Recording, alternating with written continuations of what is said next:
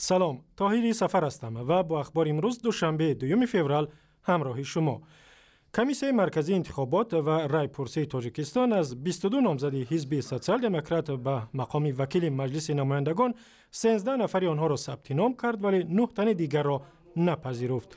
در میان آنهایی که برای شرکت در انتخابات راه نیافتند، چهره‌های شناخته از جمله اقتصاددان حاجی محمد عمرов و علیم شیرزمانov معاون رئیس حزب نیز هستند.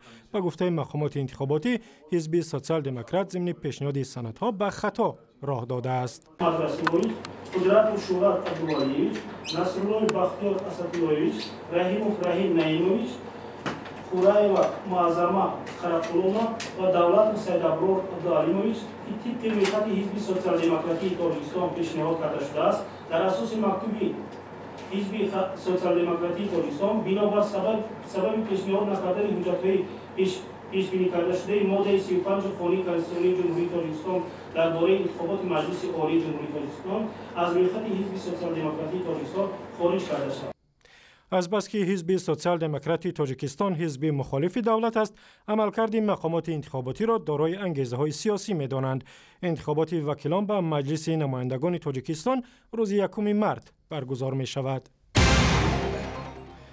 دادگاه شهر خوجند به محاکمه 13 نفر ادامه داد که به عضویت در سازمان افراطگرای انصارالله و جلب جوانان تاجیک به جنگ سوریه متهم می‌شوند.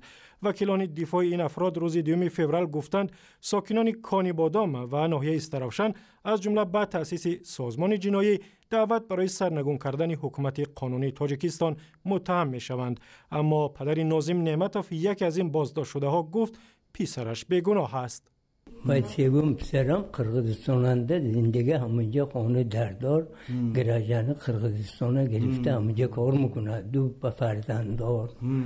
این سومش 4 ماه از خرید آورده اینجا فروخته زیست زندگیشه بهتر کرد. همونجا نیورم میدونستی وشنده میخوند و هم توا دیدم به رفتگی باید حد دوشه قیاس کنونده گرانمده. این گروه 13 نفری که از 28 تا 49 سال دارند ماه نوامبر در ولایت سوغد دستگیر شدند. با گفته مقامات انتظامی یکی از گمانبران در جنایت اکمل شکروف ماشین مرسدس خود را بیشتر از $6,000 فروخته است و پولش را به این گروه جنایی داده است. سفیر اوکراین در دوشنبه میگوید مناقشه در شرق کشورش به همکاری‌های تاجیکستان و اوکراین تأثیر بد گذاشت.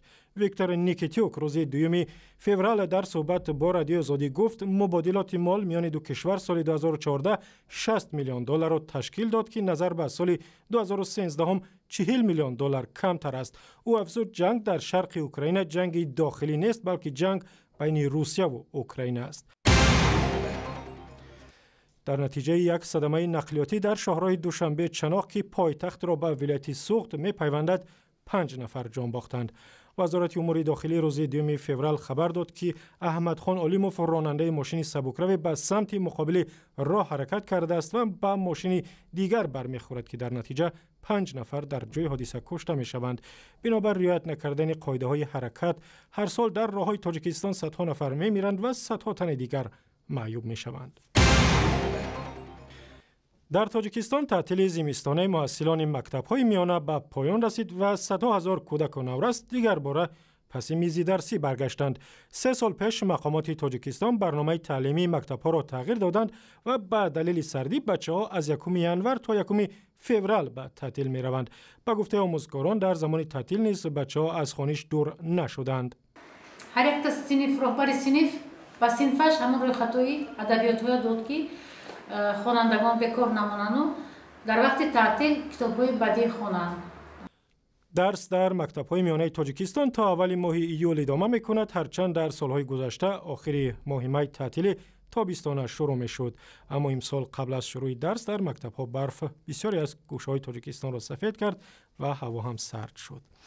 اخباری از این هم بیشتر در وبسایت رادیو آزادی، در صفحه‌های ما در فیسبوک، توییتر و یوتیوب و هم صمیمه مخصوصی رادیو آزادی برای تلفن‌های همراه.